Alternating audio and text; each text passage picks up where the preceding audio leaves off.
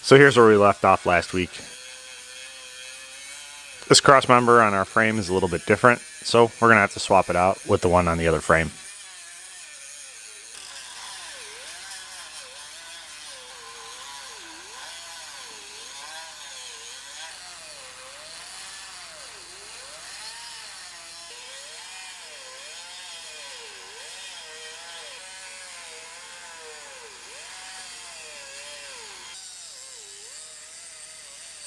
It's just welded all the way around, so we're just gonna grind off our welds and knock it out of there.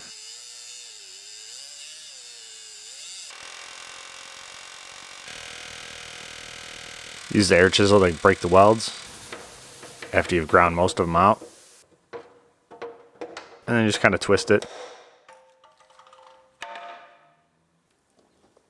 Now this is our new frame, but we don't need this cross member, so we don't have to be quite as gentle with it. We'll grind all of our welds off, just like before.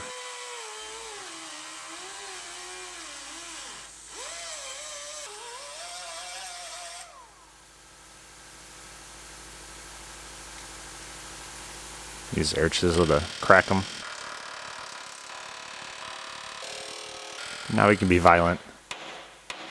Smash that bracket out of there. We don't care if we destroy it.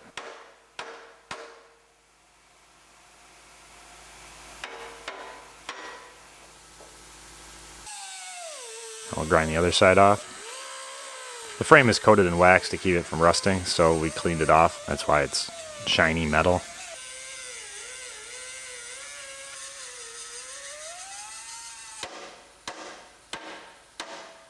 I'll destroy this side.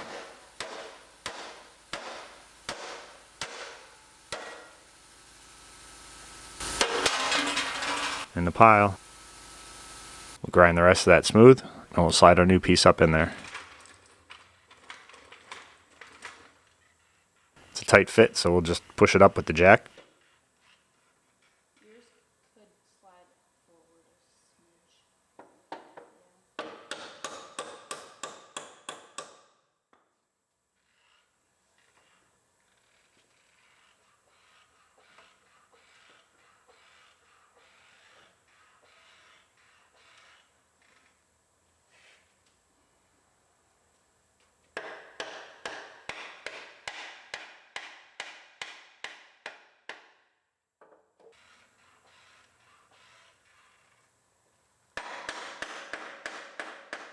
Now we're going to position it about where we need it to go.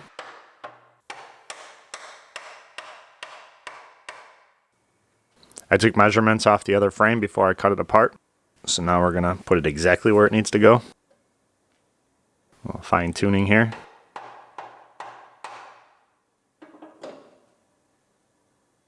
Make sure we got it in the right spot. We do. Now we'll go to the other side. A little more fine tuning.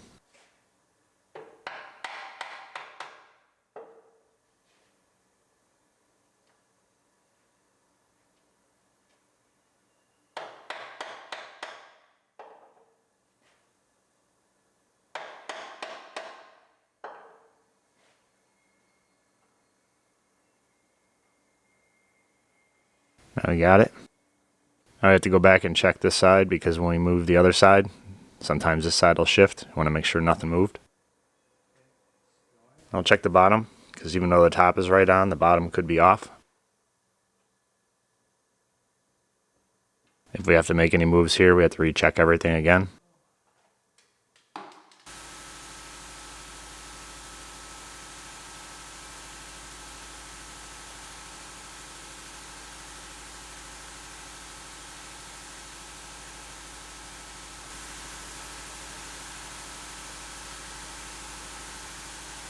One last check.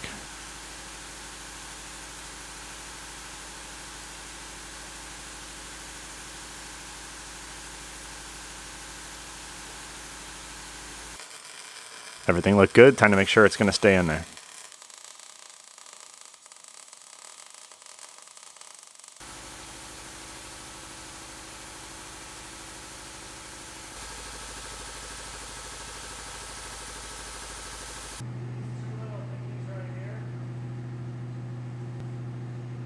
Now I'm explaining that we're going to drop the engine mounts in, and the trans mount will go in those holes, but probably won't line up, because they never do.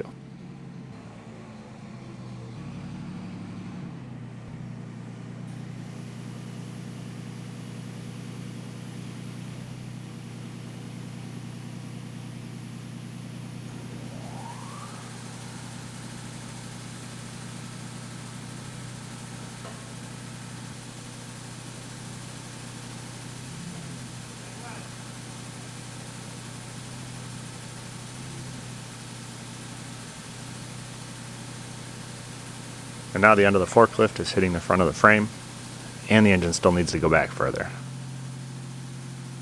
So we're going to position the frame underneath it, and we're going to try to figure out how to get the motor back. The other frame must have been short enough that it allowed the motor to come out and not hit the forklift, but since this frame is the length it's supposed to be, we have challenges.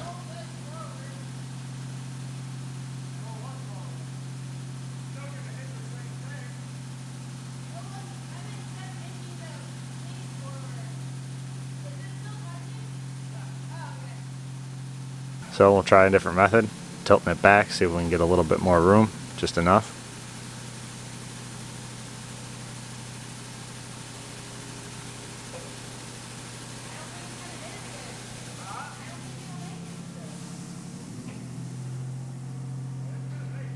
Didn't work. On to plan C.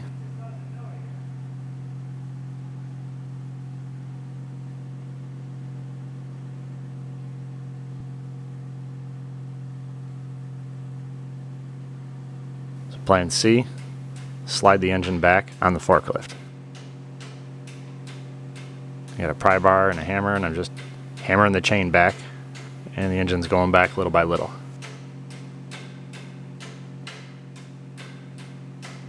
Probably could have backed the forklift off and slid the chains, but everything was already lined up.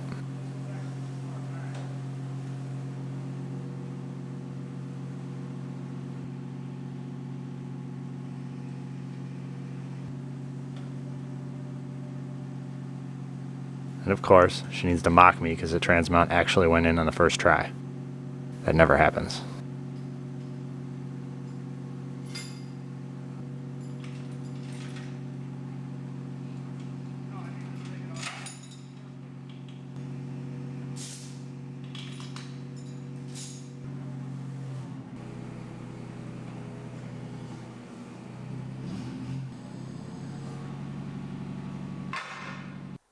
I'll tighten down our engine mounts.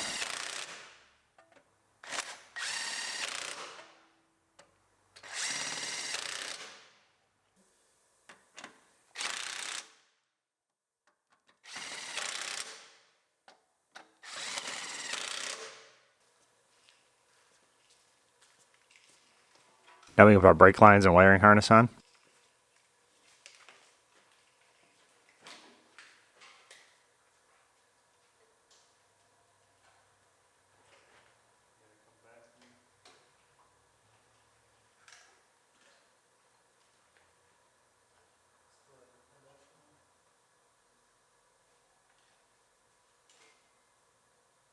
Put our anti-lock brake module in.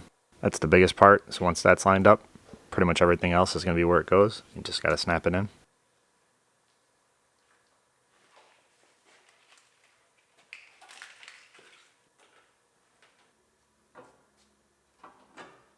Put our vent valve and vapor canister in.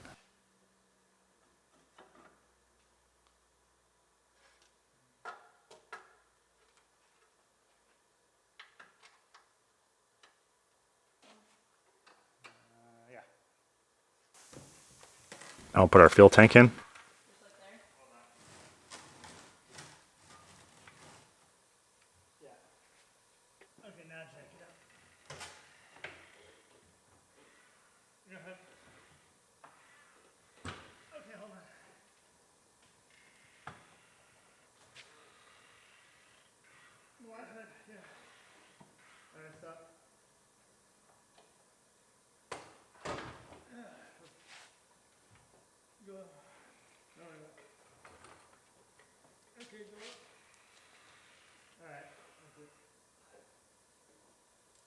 I'll put our straps on the fuel tank.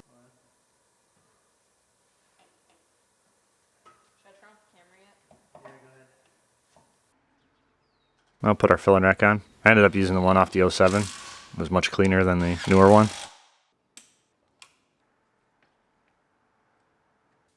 We're going to coat the fuel pump and fuel lines with wax, keep them from rusting. We'll do the rest later, but this is the stuff that's on top and I can't get to. But we are going to rust proof the whole truck. So now we can drop the body back down on the frame. Little by little. Just like when you take it off, you want to make sure things aren't getting snagged in places. Crushing a wiring harness is almost as bad as tearing one in half. Don't ask me how I know.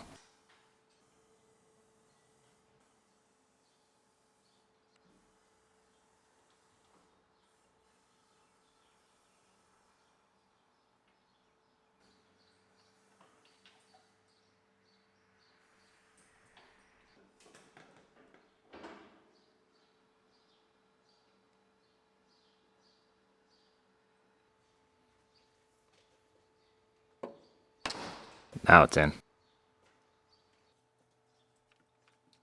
I'll put our master cylinder back on. Bolt it in. Plug in our brake booster. Put our ground strap back on. And lose the socket. And find the socket. I'll put our PCM back in. And start hooking up all our wiring.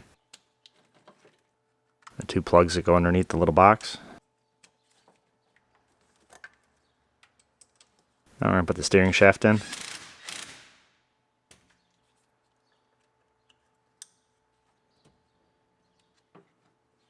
Now we can put on our lower bracket for our electrical box.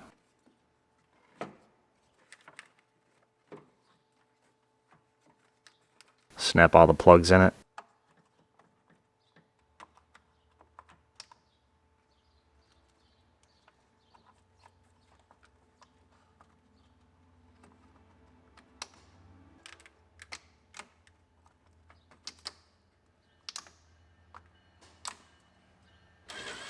Now we can bolt it down.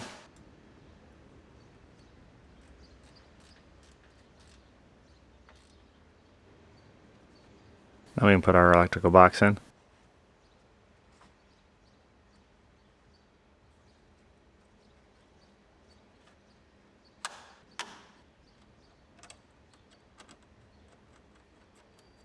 Trailer power wire back in.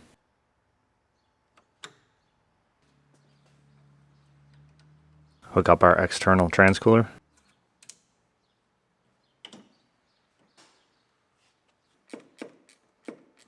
Put our filler neck back in. Still haven't dropped any screws in there yet. Hook up our ground wires, our washer fluid line, and our taillight harness in the left rear corner.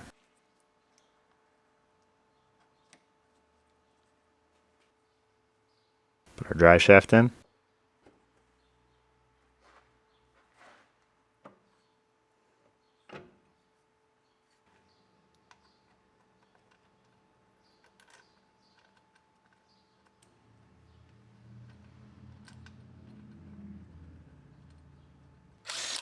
Bolt the drive shaft in.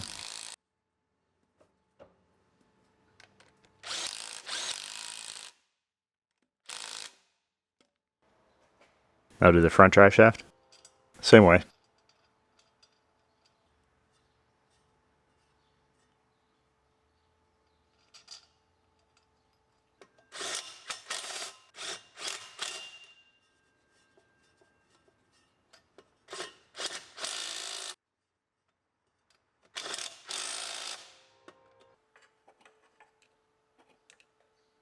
Now we can route our emergency brake cable back through the frame.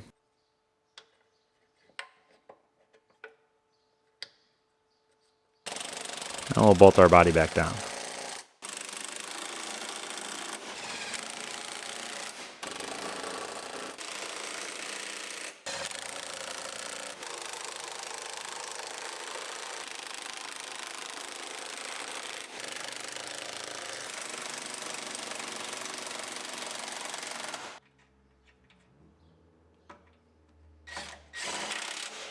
Bolt our trans mount in.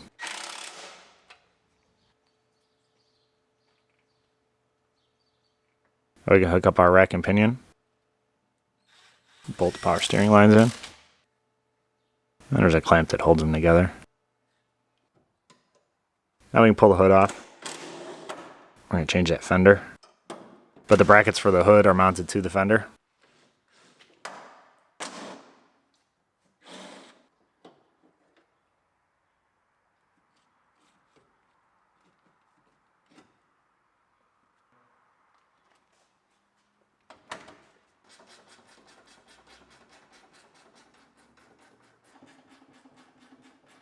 So you can unbolt the hood a couple different ways. If you take it off this way, it's already lined up. Part of the hinge stays on the hood, part of the hinge stays on the fender.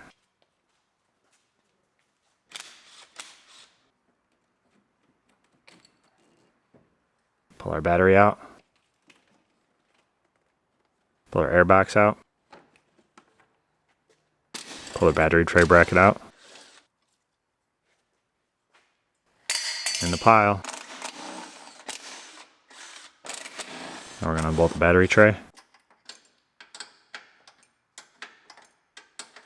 And this nut is half folded over. The battery tray is covering up part of it, so I got to take it off with an open end wrench. And I quickly lost interest, so now we're just going to smash it until we can take it out with the impact.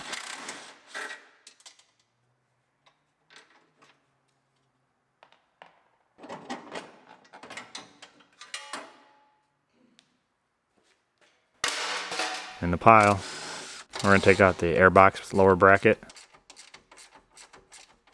It's kind of bent, so we can't get an impact in there. So we'll use a ratchet until we lose interest, and then we'll just hammer it down so we can get an impact in.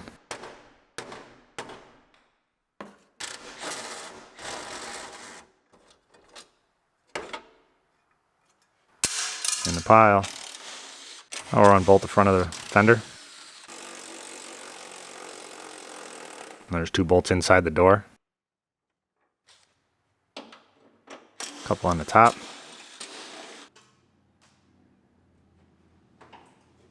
And our fender's off. In the pile. Now we're going to put our old battery tray on. We're going to use it as a mount.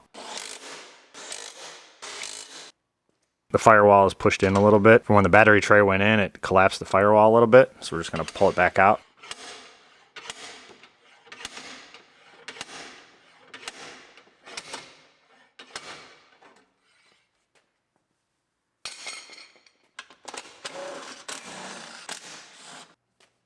Now we're going to hammer the lower rear fender mount back into place.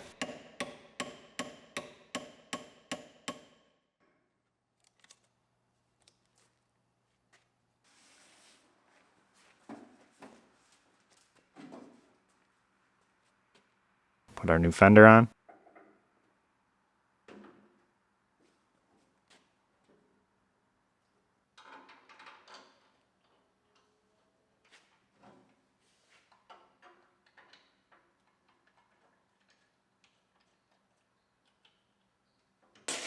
So when it was hit, it shoved everything over. So now we're going to loosen up all the bolts on the other side so we can reposition our front end. Give it a little shove back to the right side. Opens up the gap on the driver's side that was a little too close. We're going to bolt our fender in.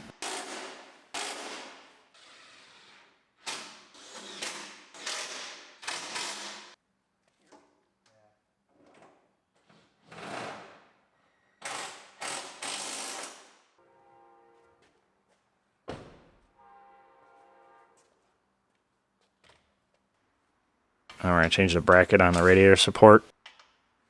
It's a little bent. Could probably straighten it, but I have one, so not worth the time. It's only 2 bolts.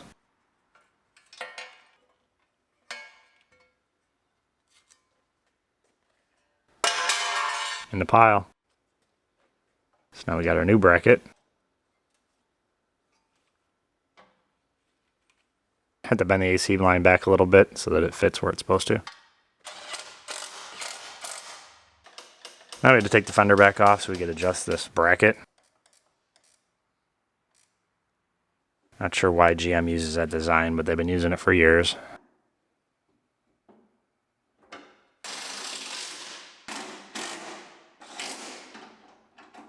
Now we'll bolt our fender back on. Everything lines up. Now we'll put the hood on. See if that lines up.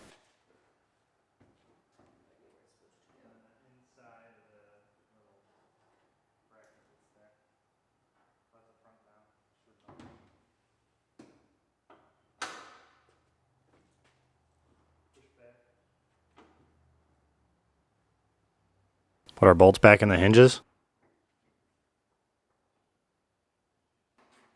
Tighten them up.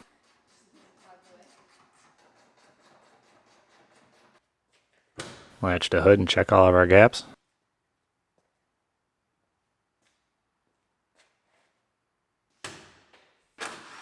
I'll pull the headlight out so we can change that upper bumper support.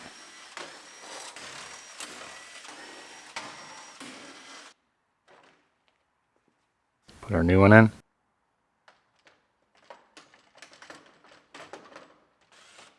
Bolt it all back up. Put our headlight back in.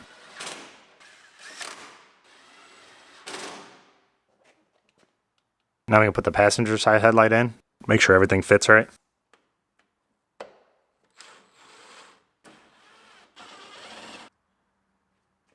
I'll put the lower bumper support on.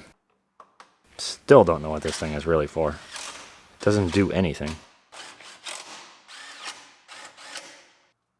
Now I'll put the battery tray back in. This is our good one off the black truck.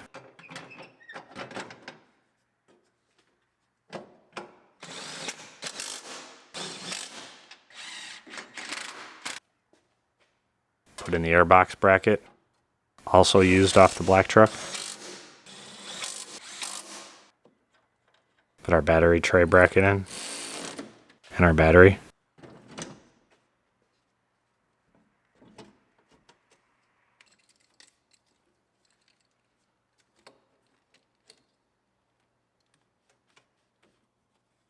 Connect the battery cables.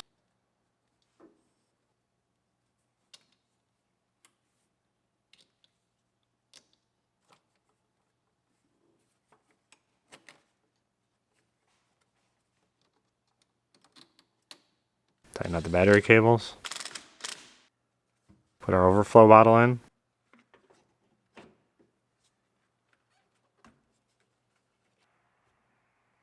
Put our hoses on. Bolt the overflow in. I'll bolt the upper bracket on for the fender. We got a used wheel, so we're going to change the sensors over. I could reprogram them, but why? It's only one screw. So we'll put our original tire sensor in. We know it works.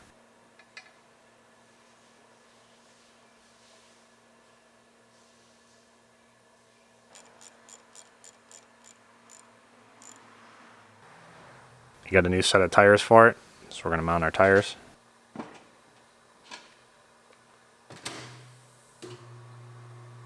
When you put it on, you got to make sure you don't break that sensor. So you got to be careful how it goes on. So now we can throw it on the truck. We can throw the spare back underneath the truck.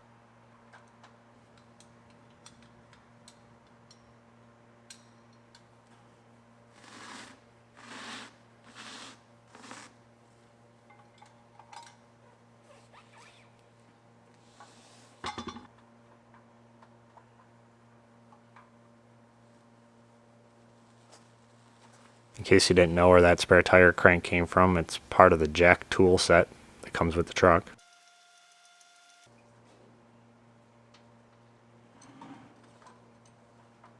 And it just comes apart and goes back in its little pouch.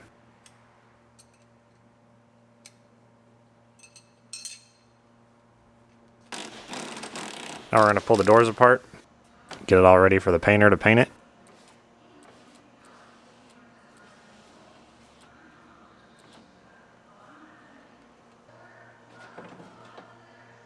Pull the glass out.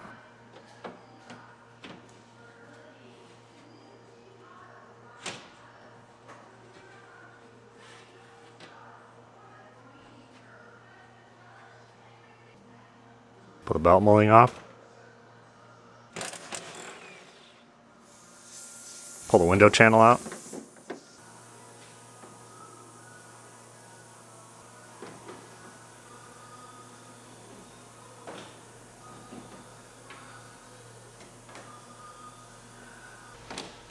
Now onto the rear door. Disconnect the regulator from the glass. Put the regulator down.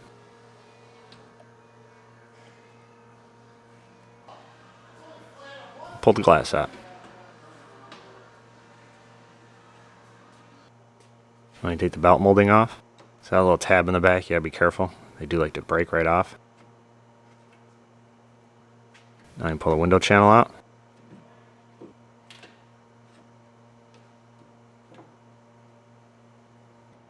Now we'll pull the D-pillar trim off so you can paint up to the edges underneath it. And this is where I'll leave you guys. Next time it'll be all painted. We can put it all back together. So like the video if you found it interesting. Share it if you think somebody else might. Subscribe if you want to see the truck put back together. As always, thanks for watching, and I'll see you soon.